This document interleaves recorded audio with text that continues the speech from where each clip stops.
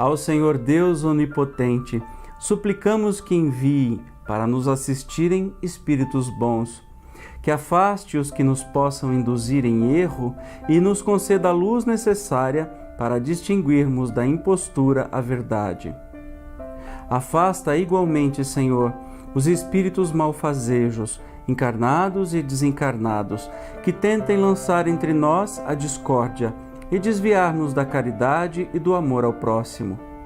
Se procurarem alguns deles introduzir-se aqui, faze não achem acesso ao coração de nenhum de nós. Bons espíritos, que vos dignais de vir instruir-nos, tornai-nos dóceis aos vossos conselhos, preservai-nos de toda ideia de egoísmo, orgulho, inveja e ciúme. Inspirai-nos indulgência e benevolência para com os nossos semelhantes, presentes e ausentes, amigos ou inimigos. Fazei, em suma, que pelos sentimentos de que nos achemos animados, reconheçamos a vossa influência salutar. Dai aos médiuns que escolherdes para transmissores dos vossos ensinamentos consciência do mandato que lhes é conferido e da gravidade do ato que vão praticar, a fim de que o façam com fervor e o recolhimento precisos. Se em nossa reunião estiverem pessoas que tenham vindo impelidas por sentimentos outros, que não os do bem, abri-lhes os olhos à luz e perdoai-lhes, como nós lhes perdoamos se trouxerem malévolas intenções. Pedimos especialmente ao nosso guia espiritual que nos assista e por nós vele.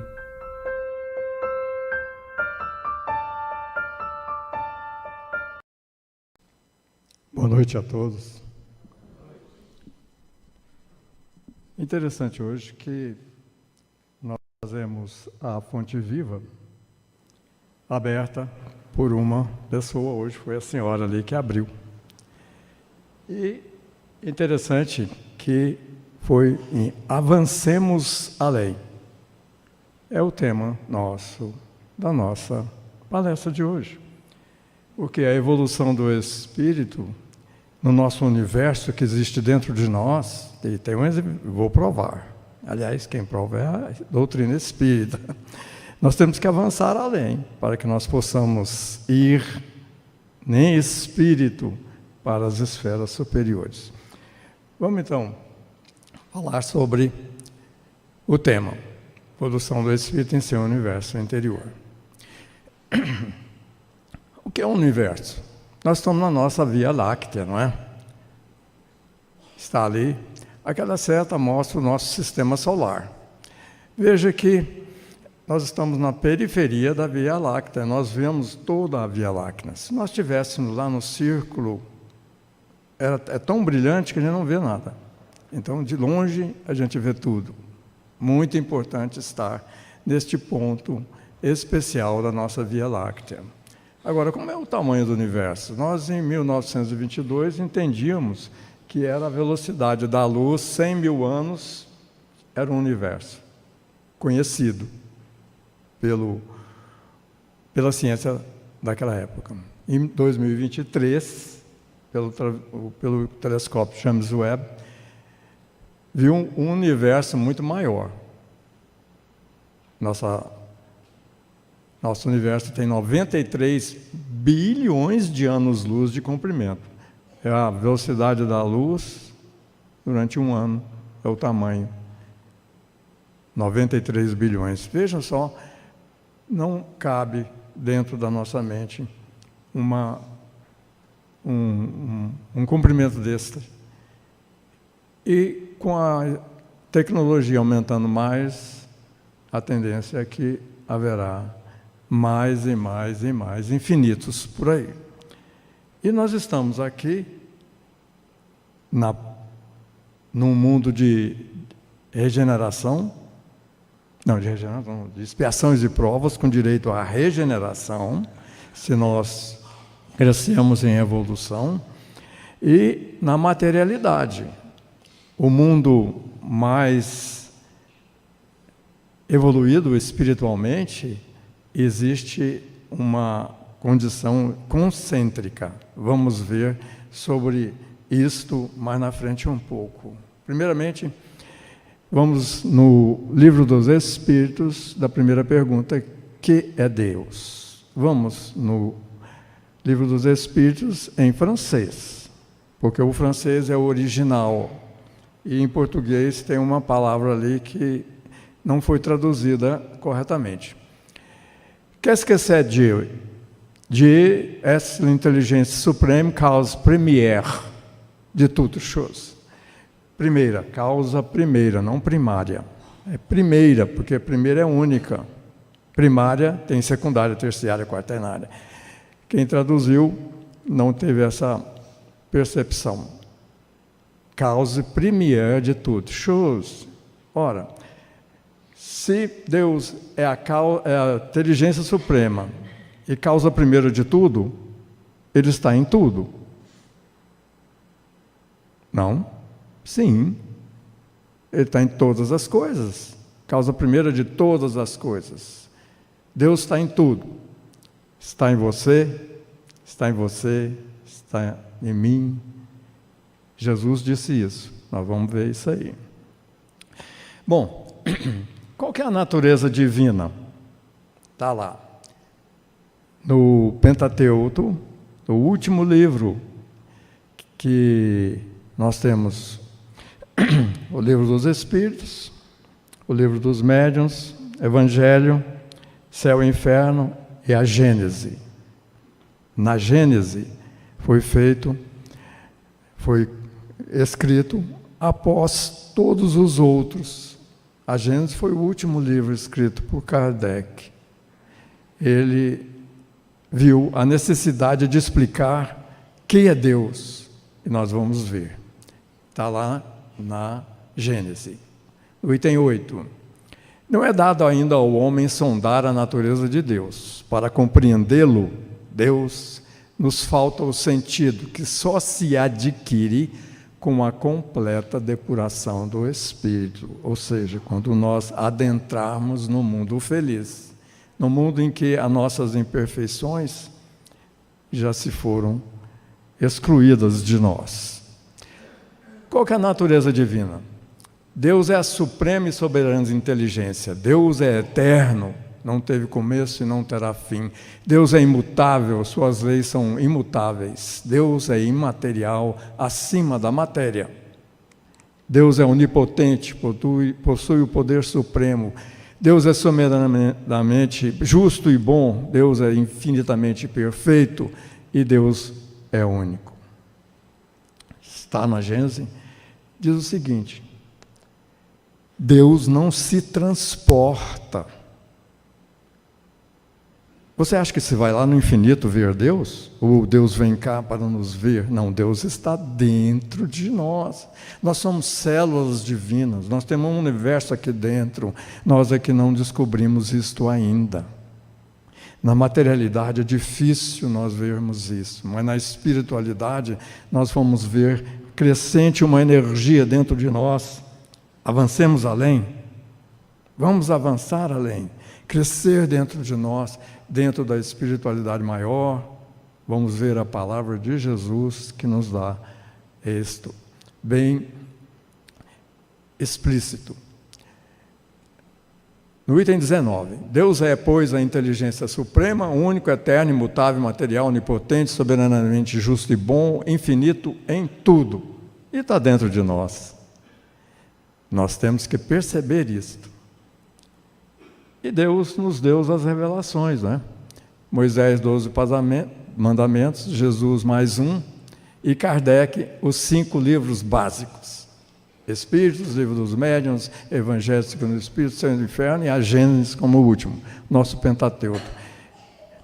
Eu poderia perguntar a vocês, não vou perguntar, mas se vocês já leram todos, se leram a Gênesis, o último, é imprescindível lê-lo.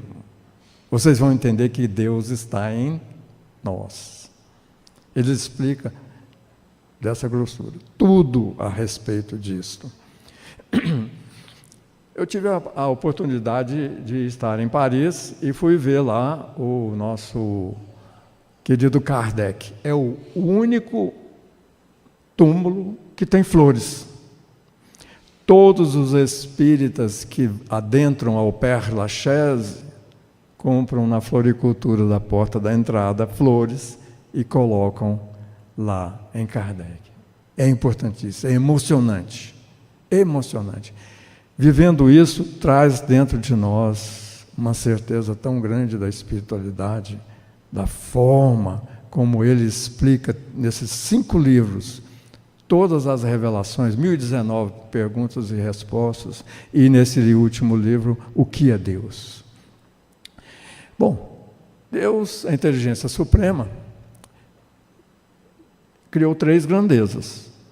É Ele em tudo. E o Espírito, criado simples e ignorante, transita nessa matéria e tem a condição de crescer na espiritualidade. E o fluido cósmico, que é a matéria em si, nós trabalhamos com ela e ele que sabe como que se faz desta matéria criar, de um momento, um protozoário que tenha princípio inteligente. E ali ele cresce e pertence à sequência de alimentação do ser humano e faz com que cresça também, torne-se um como nós e cresça em espírito. Veja bem quem disse sobre essa questão ascensional. Leon Denis, está lá no Invisível, página 80. A escala ascensional comporta planos sucessivos e superpostos. Os espíritos evoluídos estão nos envolvendo, só que tão elevados que nós não o percebemos.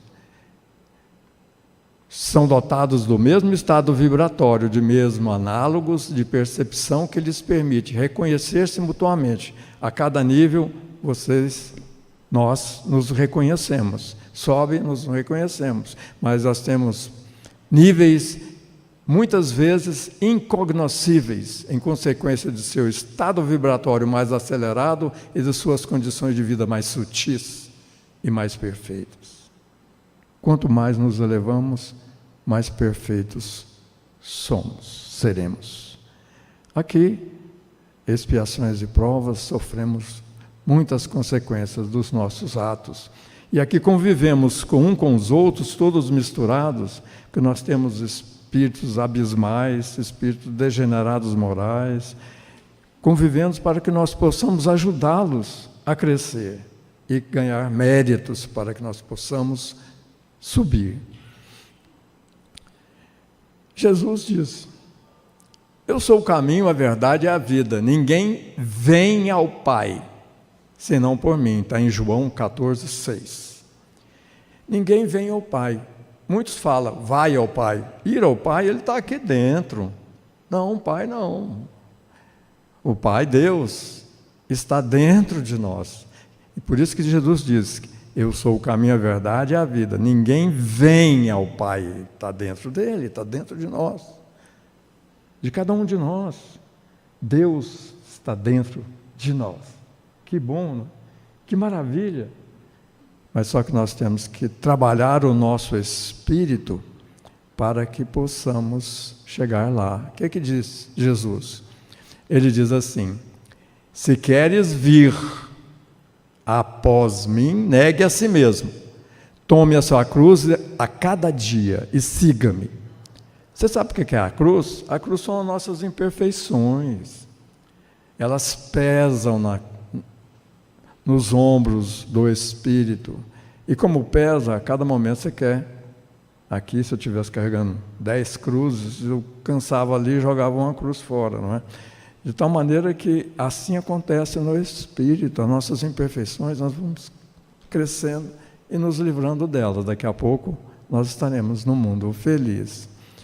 E Jesus também diz: eu e o Pai somos um, está em João 10:30. Se eu e o Pai somos um, Jesus é semelhante a nós, Deus está em nós. Eu disse, sois deuses, somos deuses. Nós não descobrimos Ele dentro de nós. Vamos repetir isso até o fim, para que vocês acreditem, sintam, vibrem. Vou dizer para vocês, vou contar uma história de 4 daqueles que adentraram nas esferas superiores. De luz. Tem que seguir aquela ali, ó. Se queres vir após mim, negue a si mesmo. Tome a sua cruz por cada dia e siga-me. Veja só, no Livro dos Espíritos, nós temos fala sobre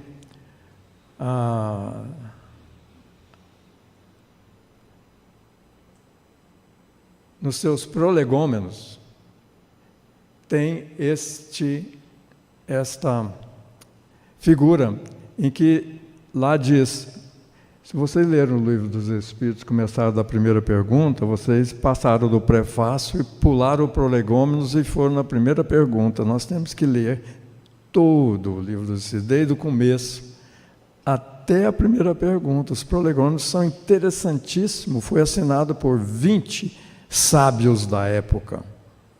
O prolegômeno diz, põe aqui a cepa.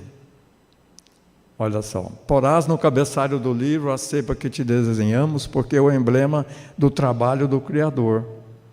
Aí mostra o trabalho do Criador, porque tem a cepa, vamos ver ali. O reino dos céus é semelhante a um pai de família que saiu de madrugada a fim de assalariar trabalhadores para a sua vinha. É a cepazinha da vinha do trabalhador que foi na praça contratar. Então, aí se acham reunidos todos os princípios materiais que melhor podem representar o corpo e o espírito. Este é emblema. O corpo é a cepa, o corpo é a cepazinha. A alma ou espírito ligado à matéria é o bago. O espírito está ligado à matéria, é as frutinhas da uva. O espírito é o licor. Passa por todas essas vivências do corpo e vai ter o licor ali, o sabor primordial, beleza do mais perfeito vinho que se tem. Na cidade do Porto, por exemplo, o vinho é mundialmente conhecido. Então, os trabalhadores da última hora é aquele que foi trabalhar na primeira hora e o outro na última, receber o mesmo valor. Veja só. O homem depura o espírito pelo trabalho, e tu sabes que só mediante o trabalho do corpo que o espírito adquire conhecimentos. É nessa vida. E nós vamos falar sobre, rapidamente, sobre esse termo dessas uvas. Veja bem, como você experimenta uma uva, você sabe se ela está no tempo certo ou não. Se no próximo dia ela vai estar já se deteriorando. Por isso que é interessante ir na primeira hora e na última. Se o primeiro trabalhador foi na primeira hora e trabalhou até a última, o último trabalhou 1 hora só e recebeu o mesmo pagamento do outro. Por quê? Porque ele trabalhou, ele foi trabalhar. Quando o pai de família foi lá na praça e perguntou, vamos, mas eu só tenho 1 hora só, mas eu preciso de você lá. Porque amanhã a uva já perdeu o sabor do melhor sabor. E aquele trabalhador que foi na primeira hora pode não ter trabalhado tanto quanto o da última. O da última hora pode ter colhido 1 tonelada e aquele outro colheu metade. Quer dizer, se você fez o seu serviço perfeito, Deus é misericordioso. Ele paga segundo o seu trabalho. Independente de tempo, o tempo não é o infinito. O tempo é infinito. Então, se você, por exemplo, prejudicou centenas de pessoas, mas hoje você tem a consciência de que não deveria ter feito isso, mas conscientemente, dentro de si e evoluindo no seu pensamento, Deus te cobra de 1, não de centenas. É essa a questão parábola de Jesus. Ele te dá o seu pagamento segundo o seu ser, não o seu tempo de ser. Muitos são chamados, mas poucos os escolhidos. Todos nós somos chamados. Somos escolhidos? Para sermos escolhidos, nós temos 4 agora que eu vou mostrar para vocês. Esse padre ali, Padre Pio, que está ali no centro, está envolto de militares que eram pilotos de avião na Segunda Guerra Mundial. Estes estão testemunhando que o padre esteve no avião deles, orando, pedindo para que eles não jogassem bomba no seu município. Eles passavam de avião, ele estava lá orando. Não joguem bomba aqui, não joguem. E os pilotos viam o padre dentro da aeronave deles, pedindo para que não jogassem bomba no seu município. Se vocês quiserem ir na internet, vocês vão ver a história do Padre Pio. Então, são pessoas que renunciaram a si mesmas. Elas estão pensando nas outras, ajudar a todos. O padre. Tem essa outra, né? Teresinha de Lisieux, com 14 anos no jardim da sua casa, pedindo ao seu pai para ser freira. Eu estava passando numa estrada, junto com 27 pessoas dentro de 3 vans. Aí o nosso guia falou assim: tem a casa de Teresinha de Lisieux ali, vamos lá? Estava na França. Falei, vamos. Todo mundo concordou, fomos lá. Essa foto aí foi eu que tirei. Lá na casa dela. Olha só, a casa dela era um jardim, era rico. O pai era riquíssimo. Riquíssimo. E ela, aos 14 anos, pedindo para que ela renunciara a tudo isto, ia ser freira para ajudar os outros. Negue-se a si mesmo. Põe a sua cruz na sua costa e siga. Esta seguiu o conselho de Jesus Cristo. Aí eu li lá, vi numa parede, assim estava escrito assim, perguntas que foram feitas a Teresinha de Lisieux, estava lá. Perguntaram assim com ela, quando é que a senhora ora? Ela respondeu, eu vivo em estado de oração. Veja só. Essa resposta diz tudo. Ela vive num estado superior. Escolheu essa vida. Madre Teresa de Calcutá, seu trabalho de suas missionárias da caridade, ela possuía cerca de 4.000 irmãs, 610 centros em 123 países. Ela foi escolhida para ser o Prêmio Nobel e mandaram uma equipe lá fazer entrevista com ela. A equipe, o pessoal da entidade dela disse, ela está lá na rua, vai lá. Eles foram lá na rua e encontraram ela dando banho em um leproso. Aí o inglês que estava lá entrevistando ela falou assim, eu não faria este trabalho nem por $1 milhão. Ela respondeu, nem eu faço por amor. Renuncie a ti mesmo, põe a cruz nas suas costas e siga-me. Irmã Dulce, baiana, a primeira santa brasileira, dedicou a sua vida a recolher e abrigar pessoas de rua, doentes, necessitados, no convento Santo Antônio. Foi beatificada pelo padre Bento XVI, em 2010, e canonizada santa em 13 de 2019 pelo Papa Francisco, pelo seu trabalho de ajudas aos doentes e necessitados. Divaldo Franco, vamos aos espíritas agora, né, em baiano também, Fundada em 15 de 8 de 52 em Salvador, a Mansão do Caminho atende diariamente 3.200 crianças e serve 5.000 refeições.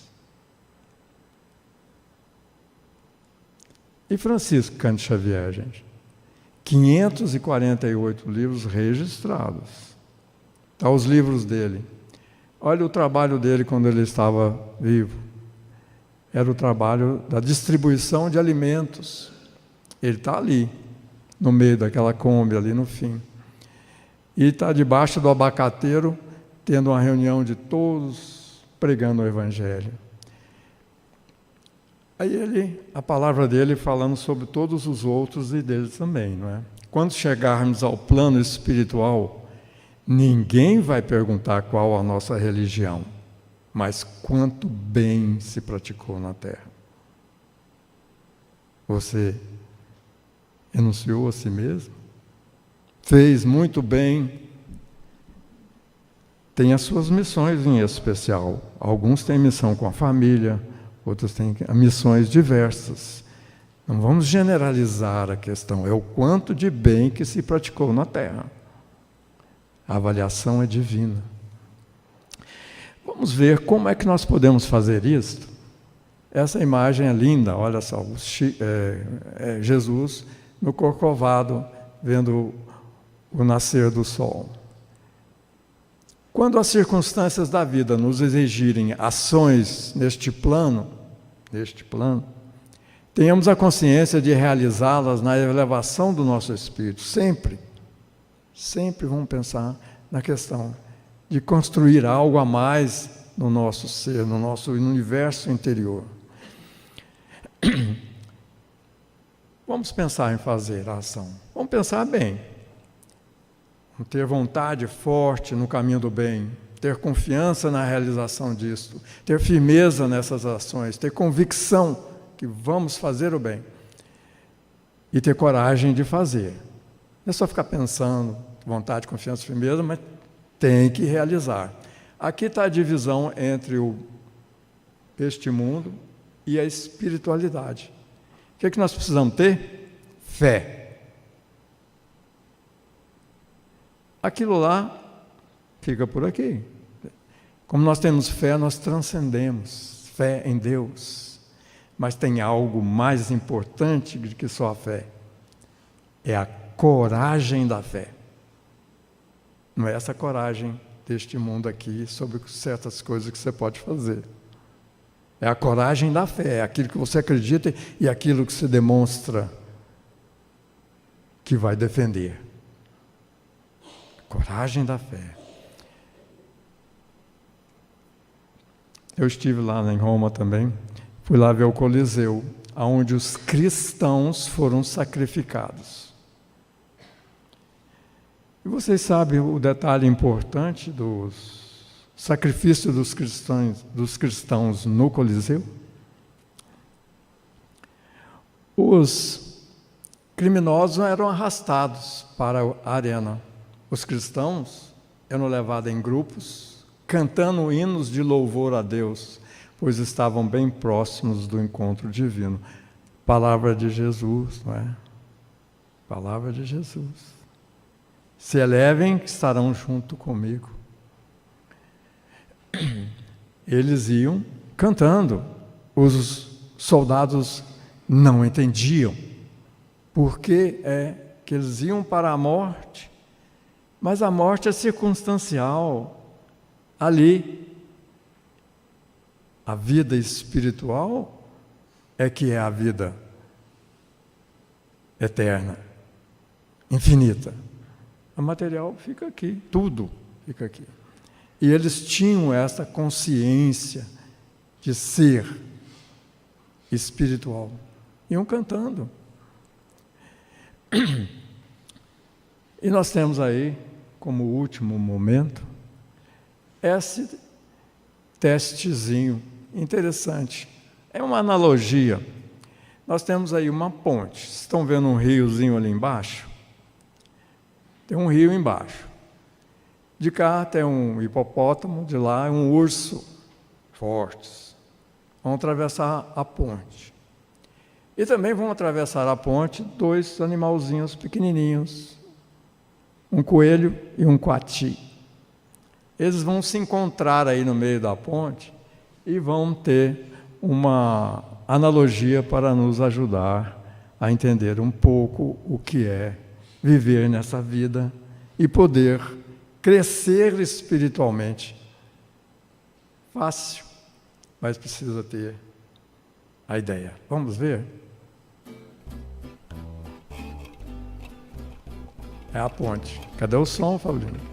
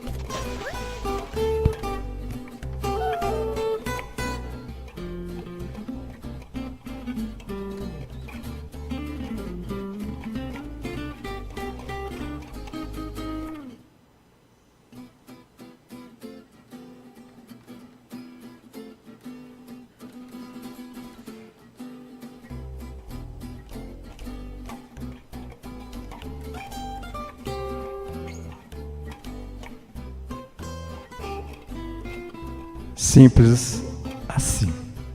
Achar um ponto de equilíbrio nessas coisas, não é? Então, Jesus diz: eu sou o caminho, a verdade e a vida. Ninguém vem ao Pai senão por mim. Ele deu o exemplo. Ele morreu na cruz por nós, dando o exemplo. Os cristãos, para morrerem lá no Coliseu, eles eram inquiridos, tinha que ir numa reunião lá da lei deles, dos juízes, e perguntavam: vocês vão cumprir isso aqui que manda o regulamento lá romano, ou vocês vão cumprir o que Jesus diz? Jesus diz: eram condenados à morte. Então, isto é a coragem da fé. Eles sabiam que ia encontrar Jesus, tinham certeza. E ter o conhecimento da doutrina de Jesus naquela época merecia a morte. É a coragem da fé. Eles tinham coragem e morriam por ela. Hoje é diferente. Nós temos mais condições de subir, crescer dentro da nossa vida. Vamos seguir. Se quer vir após mim, negue a si mesmo, tome sua cruz a cada dia e siga.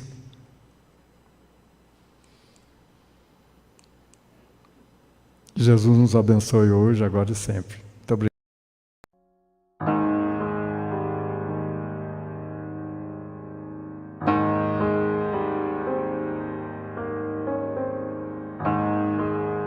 Agradecemos aos bons espíritos que se dignaram de comunicar-se conosco e lhes rogamos que nos ajudem a pôr em prática as instruções que nos deram e façam que, ao sair daqui, cada um de nós se sinta fortalecido para a prática do bem e do amor ao próximo. Também desejamos que as suas instruções aproveitem aos espíritos sofredores, ignorantes ou viciosos, que tenham participado da nossa reunião e para os quais imploramos a misericórdia de Deus.